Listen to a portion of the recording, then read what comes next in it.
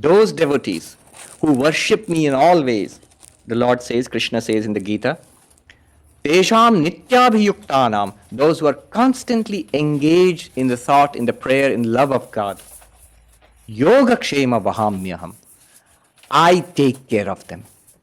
Very important point. Krishna says in the Gita, I take care of them. Because the question will arise, so if I keep thinking about God, what's going to happen to my life? Who's going to take care of my financial responsibilities, my family responsibilities, my job, my health, all of that? And Sri Krishna says, God will take responsibility. If you throw all your responsibility upon God, then God takes responsibility for you.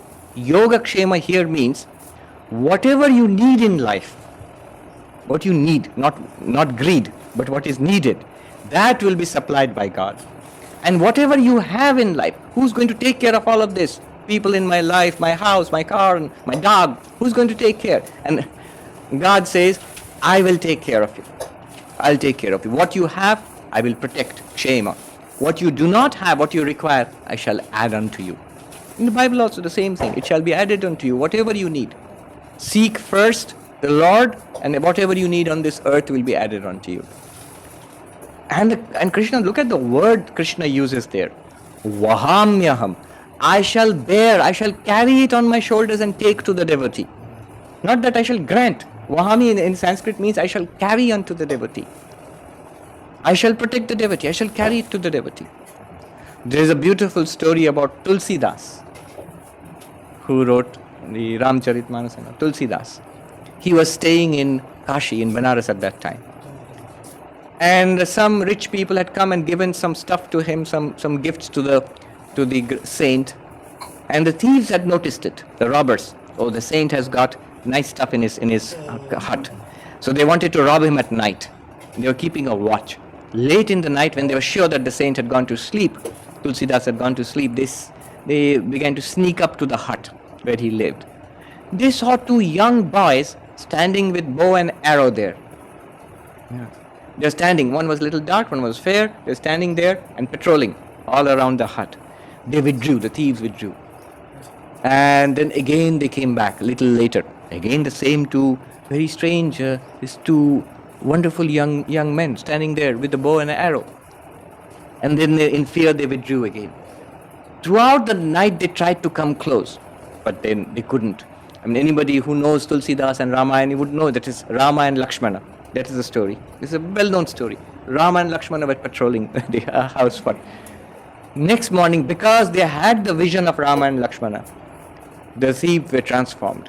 They went to the feet. They went to the saint and fell at his feet and said, "Lord, Swami, forgive us. We wanted to rob you, but we could not. But tell us, who were these strange people you have employed, your bodyguards? Yeah, who were there and they looked like this and they had a bow and arrow." And immediately Tulsidas had tears in his eyes. But look at his reaction.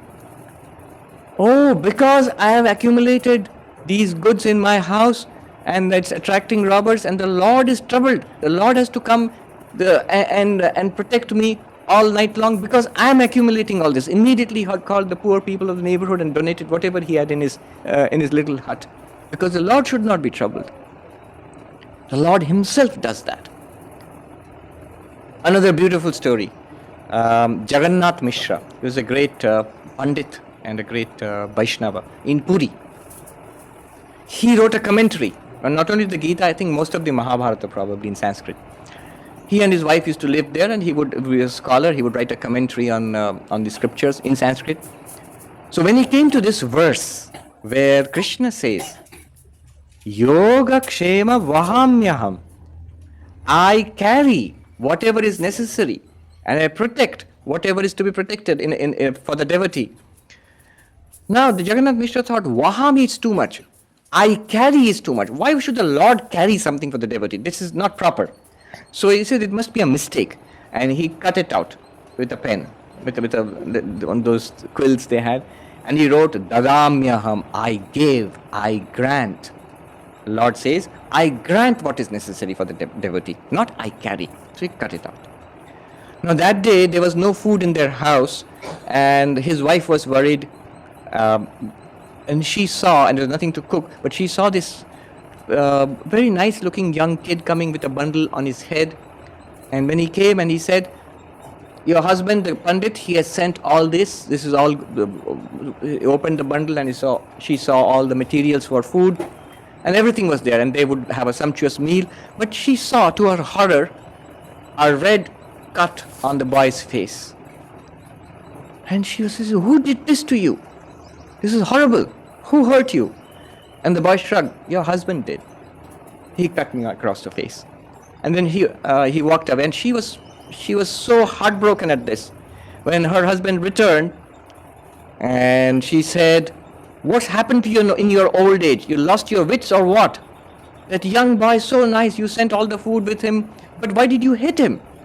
What possessed you to hit the little boy, and he's hurt, he was bleeding?" And then Jagannath Mishra immediately understood. He immediately rushed to his Gita, and he opened the page where he had cut it out.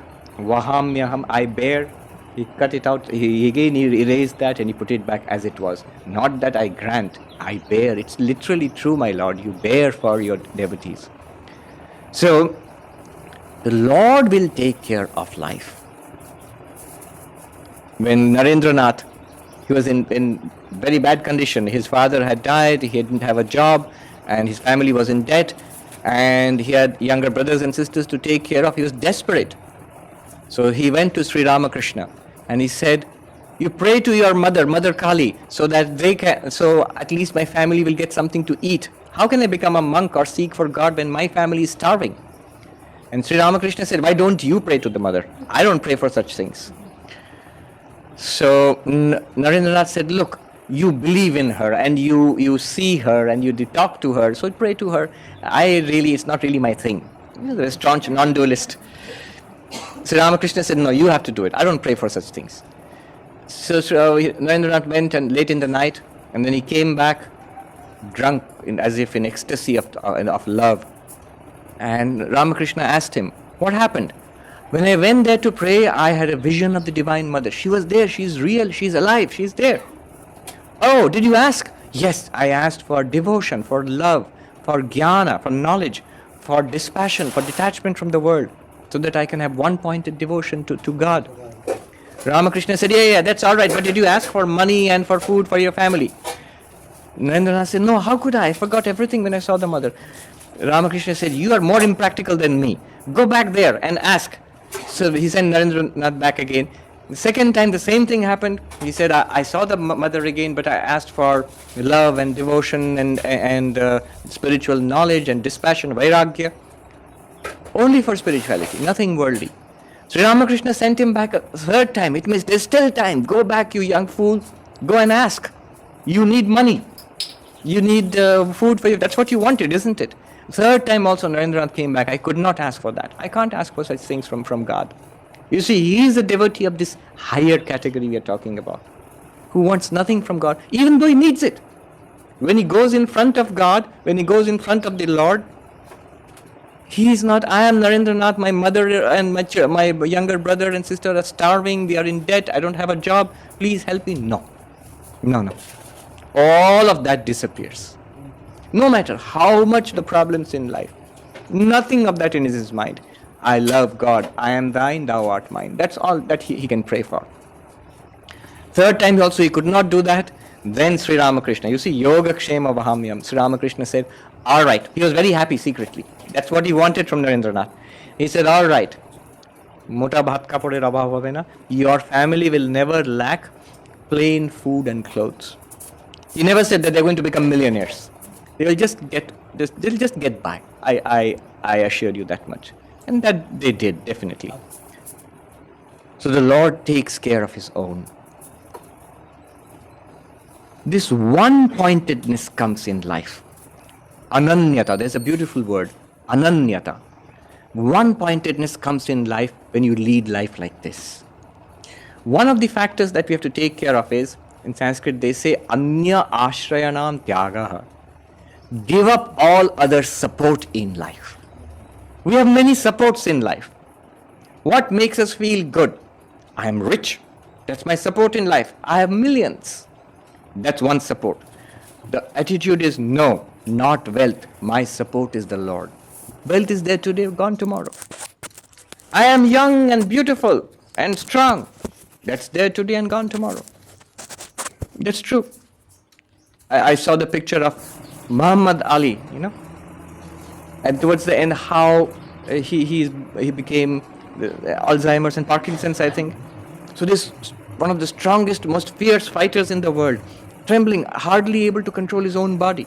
It goes away. Everything in life goes away. All physical strength and health and beauty and youth, everything fades away. I was just saying, I think yesterday, even if you practice a lot of yoga and eat gluten-free all your life, still, the most gluten-free yogi is also going to get old and die. So all of that goes away. We depend on the Lord alone and nothing else. Ashraya, my refuge, is the Lord, not anything else. Power, most powerful man in the world or in the company or that should not be my refuge, that I depend on that. God plus my wealth or my power. No, God alone. Give up all other supports doesn't mean that you're going to give up your bank balance and resign from your position of power. All that may be there outside, but internally know that I depend on only the Lord.